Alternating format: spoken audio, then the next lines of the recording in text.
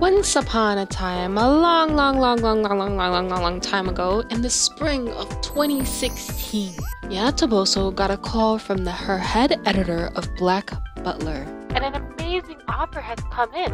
I know you're into already. You'll definitely accept this. Little did she know, she was approached by Aniplex to create a Disney villain game. Nothing else was planned, that was the only thing they had. Yana, being a big Disney fan, especially of the works of Beauty and the Beast, Treasure Planet, and Nightmare Before Christmas, and Lilo and Stitch, jumped up 30 centimeters from her chair and then accepted the proposal. Now, mind you, she didn't know she was going to be behind the world building and writing and direction of the entire game. She thought Disney and Aniplex came to her just for character designs. So when she had that meeting with Disney, she didn't even introduce herself. Instead, she laid out a couple of rough illustrations of character design ideas and said, "Look, this is what I do, this is what I draw." And then a Disney Japan representative came up to her and was like, "Elaborate. What kind of world do these characters live in?" Wait, why did I give him a country accent? What is their connection to the Disney villains?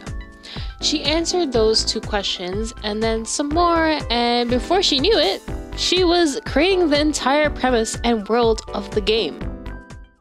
And I mean, for her, it was easier to create the character visuals and designs first than everything else that came along with it.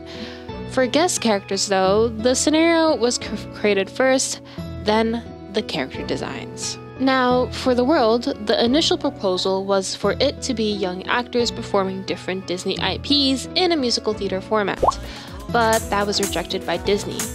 You know how Disney is, they got a lot of rules in place. Yana don't mind though, she loves working with constraints. They had a bunch of other ideas too, like an underworld place, but all of those were denied. 6 months later, they came up with a school setting. The reason being is because the school system is a very familiar concept and thus would be easier to understand if it was set in another. It's also a very popular concept in Japanese media, giving the game a more Japanese pop culture feel. The first concept of NRC had 10 to 15 different dormitories instead of the 7 we have today. These 7 dorms were specifically chosen for their popularity, long history, and being known for being Disney classics. Yana also wanted the themes of the dorms to be mismatched when lined up. So some will have a historical setting, or mythical, or even modern. The academy was going to be a place that teaches villains how to do evil things instead of an academy for mages. But you can imagine how well that went in the meeting room with Disney. Yana also mentioned that she wants to eventually add summer uniforms and winter coats for the cast. They actually have the winter coats, but they failed to implement it before the game's release. She also wants to draw casual clothes for the cast. As for the title, it originally wasn't going to be Twisted-Wonderland, but Villains Gakuen Monogatari. Translated, that would be Tales of the Villain School. But Aniplex said they liked the made-up name Yana wrote for the drafts of the world concept. It was meant to be a temporary name for the sake of convenience to refer to the world when they were building at the start of production, but ended up being the final product, funnily enough. In terms of inspiration, Yana, of course, rewatched the Disney classics that inspired each dorm, but also documentaries and audio commentary by the production staff behind these works. She also watched Descendants, Sophia the First, and The Avengers, which were all works that had characters from multiple different works come together in a single world crossover in their own different approaches. As for the character personalities, a really thick character guide was created for each character to help work out their personalities. This helped the voice actors in the beginning as well because they only had 1 or 2 voice lines at the time to record. So when the voice actors read the character guide to get a better handle, they were genuinely surprised by the sheer amount of details and information that were given to start off with. In the fall of 2017, the actual development began, where they finally started working on the story plot and character design. The main story gets outlined, then it gets sent to Disney for edits, and then they choose which parts of the story will be through regular dialogue, rhythmic, or in battle. Then 2.5 more years later, Twisted-Wonderland was unleashed to the world. According to a concept art image in the Magical Archives book, Heartslabyul was originally supposed to be called Wonder Cards. The dorm uniform is a mix of soldiers' uniforms and a little pop of Wonderland with a crest and sneakers. Fun fact, the dorm head decides the suits on the dorm students' faces when they first enter the dorm and affixes them with magic. After that, the students do their own makeup and paint the magic themselves. Riddle's personality was actually supposed to be a complete 180 of what it is now. He was going to be a spoiled brat that hated studying, a selfish demander, always breaking the rules and promises. One thing that stayed true is that because he had strong magic, no one could defy him. Yana ended up rewriting the scenario of Book 1 to what it is today because she was dissatisfied with it. Creating Ace and the other card soldier-inspired characters was not an easy feat. The villain underlings are often portrayed as a bit comical and subservient to their villain. Because of that, it was difficult to come up with multiple individual characters based on them. What Yana would do is imagine herself as a card soldier or put herself in the position of a poisoned apple and think of how it must have felt and build upon that feeling. Creating Ace's design, however, was an easy feat. He is one of the easiest to draw alongside with Kaleem and Lilia due to their exaggerated expressions. Ace is also one of the character designs that Yana got pretty much spot on in the first try. There is only one feature that Yana seemed to omit from the final design. In this concept draft, we can see that the hearts were trailing on his neck. Deuce originally was supposed to have longer hair. It was drawn to be in a short ponytail. I wonder if he was still an ex-delinquent in this first draft? His ponytail makes him look more studious. Cater was actually supposed to have animalistic traits. We can kind of see the remnants of the design with his iconic fang-like snaggletooth. It was never clarified if he was supposed to be a beast man. He also had shorter hair. Trey, just like Ace, was also kept the same. Only difference is that his clover makeup was going to take up his entire eye like Ace's heart, but was changed to be smaller. Probably for the better, to be honest. It looks way much more cleaner and clearer with it being under the glasses. And that's all the Heartslabyul members. Yana mentioned there was supposed to be a character based off the White Rabbit, but he didn't make the cut. Just like Heartslabyul, Savannaclaw was originally going to be called Wildfang instead. The theme for the dorm uniforms is racing through the wilds, hence the rider jackets that you can be seen worn by a biker, and the chaps that Leona is wearing that horse riders can sometimes be seen wearing as well. The dorm uniform prioritizes the ease of movement. The first draft had the uniform's tops much more shorter than it is today, where they were showing their belly button. Leona is one of the much harder ones to draw for Yana. Anyone who's tall and has a downcast look in general, like Jade or Malleus, is hard to draw for her. If she doesn't pay attention closely, she accidentally draws them to be much more older than they actually are. According to personal accounts, people in the exhibit saw a much younger Leona that doesn't seem to be 20 years old. A first account states that Jack seems way older than he actually is, and not a first year. Ruggie didn't change much. According to a first account, he seems cuter than he is today. The theme for the dorm uniforms is Jazz Lounge. Also, the dorm uniforms are simple and mature out of respect for Ursula, who wears a chic black dress. The hairstyles they have are specifically made to go with their hats, and the custom-tailored dress shoes were chosen because they're excited to have legs now. It's so cute. In the first draft, Azul had no glasses and his forehead was showing, definitely making him look more immature than he is now. They're still twins. In one of the drafts, they had darker hair and no earrings and a bit more blander than today's design. They definitely were also like exact copies of each other. They had the same eyes and everything. You could not tell the difference between them in this draft. In a tweet by Anna, she mentioned that Jade had a punk hairstyle and a bunch of earrings, but this stuff was later removed so he could match the Master Lounge vibe. For the dorm uniforms, the large hood is designed to be like a cobra, which is what Jafar transforms into the movie. We also got some other references to the Aladdin movie, like the Suel pants that was featured. Mix that in with streetwear like the bandanas, belts, sneakers, and sandals to give the feeling of dancewear as well. Gleam, just like Riddle, seems to have had a complete 180 in terms of personality. According to the first-hand account, he had dark black hair and had a frowning expression with a sitting pose. There is literally no resemblance to the Gleam today. It's almost as if this pre-Gleam character design is a completely different person. Bro was so serious looking that he made Jamil look like the cheery one. Yana also mentioned in a tweet that Gleam was supposed to have a familiar monkey, probably to be a reference to Abu and Aladdin. There are also other students who have magical beasts and familiars, such as an owl, penguin, and a puppy. Jamil is exactly the same. Another slave for Yana.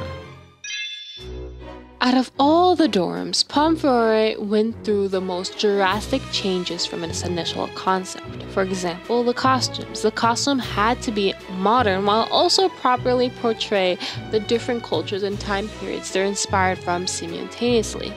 Yana also had to make sure that the costumes were not too close to existing cultures or fashion brands in the real world. For Pomefiore, the more elements that were added to the dorm uniform, the more it strayed away from the original costumes of the evil queen, which were much more simple yet elegant. It was very difficult, but she ended up creating a silhouette as a starting point and reconstructing from there rather than focusing on individual elements and details. The theme for the dorm uniform of Pomefiore was summed up in 2 words: tradition and poison. The rough sketches were based on a medieval dress design, and one of the Disney artists who saw this said, "It looks like a kimono, it's so innovative." And that caused Yana to come to the conclusion that large draping sleeves are a traditional motif regardless of the country. Add some leather pants underneath the dress and have the tips of the boots decorated in gold for a feeling of aggressiveness in the midst of elegance, and boom, we have Pomefiore dorm uniform. Ville's first draft was a completely different person. He had purple hair that was above his shoulder. He was also way more masculine, no makeup. He wore a suit and pants and was given a pretty boy look. Kind of like Oran High School Club vibes, I would say, a little bit. But yeah, totally not the Ville that we have today. Honestly, with that kind of design, I think I would have hated Ville a little bit more because he looks so pompous. Remember how I said it was hard for Yana to come up with so many individual characters of the villain underlings? Well, for Appel, twisted from the poison Appel, she imagined herself in that apple's position. She came to the conclusion that the apple never wanted to become poisonous in the first place. It was forced into those circumstances against its will by the queen because the apple looked more delicious than the other apples in that basket, and so its fate was chosen. Even though it's never stated, I believe this is how she came with Appel's relationship to Ville and eventually his personality as a whole. As one of the character design drafts for Appel, he was a girl. Actually, it was more accurate to say he was a cross-dresser. He had long pigtails, a bonnet, a poofy short dress, a shawl, and makeup. Appel also switched hair colors with Ville, making him blonde. In a tweet, Yana revealed that he was a character with thick glasses who aspired to be in show business. Additionally, a lot of the Twist cast was supposed to have glasses at first, but because most of the cast likes to fight, the glasses would most likely break. So for convenience sake, she took the glasses off for a lot of the cast. Rook is also completely different. Instead of admiring beauty, he was seen to be more narcissistic and admiring his beauty only. One of the drafts showcased him holding a mirror, looking into it. He also had a mask on his face that people would wear to a ball, according to a first-hand account. The dorm uniform theme is robotics and high-tech, so any form of warmth was removed from the uniform. The enamel parts of the jacket are inspired by the triangle patterns on Hades. The nerds have their own pouches to hold many tools and batteries. The house-worn uniform is the only one to have belts hanging to the feet to represent the smoke that appears whenever Hades walks. The one-shouldered vest is inspired by the togas of ancient Greece. Idia did not exist in the first draft. Or more likely, Ortho was originally going to take place of Idia? We see a human Ortho sitting in a room surrounded with tons of screen and projectors of what seems to be a security feed. One of the monitors showed someone who looked exactly like Ortho that was sitting in the room. Could it be twins? Or according to a tweet by Yana, Idia was originally supposed to be the youngest of the cast, a child prodigy that skipped grades. The dorm uniforms for Diasomnia is designed to show that they are loyal, strong bodyguards at a first glance. The harness is modeled after Maleficent's dragon form and her back spines and wings. They also have spool belts and baton holsters to show that they are heavily equipped. The curve of the two cats represent the horns of Maleficent. The lime green highlights represent Maleficent's lightning and fire. The first draft of Malleus definitely is giving Visual Kei vibes. He also had his horns hidden in his dorm uniform. The uniforms also seem to resemble more of the officers than bodyguards, since we see Malleus with a long baton or whip. With the glasses and the spiky white hair, Silver's first initial draft looked more like Azul than his current design. He was much taller as well. He also had lipstick. Sebek seemed almost the same, except more depressed and less energized than the loud one we have today. Lilia had more of a Lolita look. He had horns growing out of the cute hat. Lilia resembled Maleficent more than Malleus did, and he also had his thighs showing with knee-high socks and shorts. Crowley had red eyes instead of yellow. He had the same uniform as Diasomnia's rough drafts according to the first hand account. This possibly could mean that Crowley is connected to the Diasomnia dorm in some shape or form. Or maybe he wasn't the headmaster at all and a student of Diasomnia instead. It's clear that Yana loves Twisted-Wonderland with all her heart, and it shows through the stories she tells us about the development of the game. Yana believes that villains teach children that being too greedy will lead you to ruin, while also quietly telling adults that being honest to yourself makes life fun. That's why she loves them. The one thing she keeps in mind when writing the story is that Twisted-Wonderland and its characters are not meant to be loved by everybody. After all, villains are not meant to be loved and supported by the audience. They are the bad guys, so they need to appear hateful and detestable. Side note, when making the home screen and leveling up voice lines and etc., a lot of them were along the lines of them saying, "Huh, leave me alone, annoying," because a large majority of the cast were rebellious and uncooperative. So they had to rewrite and record a lot of the voice lines so the majority of the characters wouldn't come off as annoying. Anyways, because they are bad guys, they need to be defeated. Hence, the overblots to avoid writing the scenario of evil wins over justice. Lots of the Disney villains aren't actually going out of the way to hurt the heroes and enjoy it. Many of them are caught up in their own desires, wants, hopes, and dreams. Yana gives us the example of the Queen in Snow White. She didn't go after Snow White until the magic mirror told her that Snow White was the fairest one of all. Now, is the right decision after learning that was to kill Snow White? No, but that's not the point. The point is these villains all strongly believe in something so stubbornly that they can barely control their emotions over it, leading them to discarding their moral compass for violent solutions instead. And another thing, the ones who defeat the overblotted students are in themselves villains too. They aren't defeating the overblotter for justice because they are all also self-interested jerks as well. Thus we get the essence of Twisted-Wonderland. Just a bunch of stubborn jerks who tear away at each other every time they clash and never waver in their beliefs. And after they finish fighting it out, they become a little wiser, reflect on themselves, and in the end understand each other a little bit more than they first did. Because of this, Yana said she will never, ever turn Twist into a tale of forgiveness or salvation. They're gonna be duking it out every time, but I guess that's what makes them villains, and it's important that neither the story nor the characters in Twist become too good, but also not too bad, because, you know, Disney.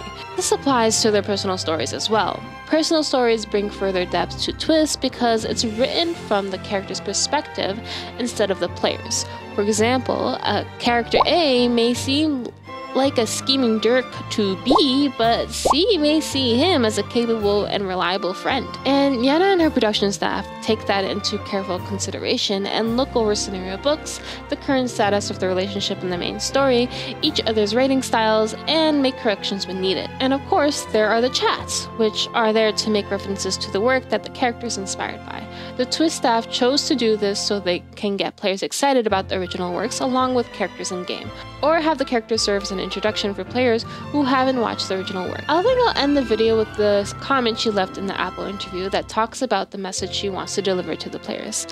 In a lot of the Disney works, the happy endings are thanks to the heroes' righteous deeds and love, while the villains are left alone with no one to save them.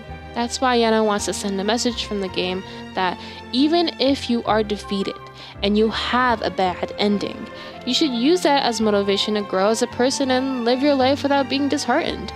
Being cringy or uncool, being headstrong, and being open-minded are not as bad as people say. Not caring about others, living true to yourself, Yana wants to portray that in a positive light. In modern society, a lot of people live being scared of failure and are very careful. In reality, everyone has flaws. It's exhausting to try to live your life so that no one hates you.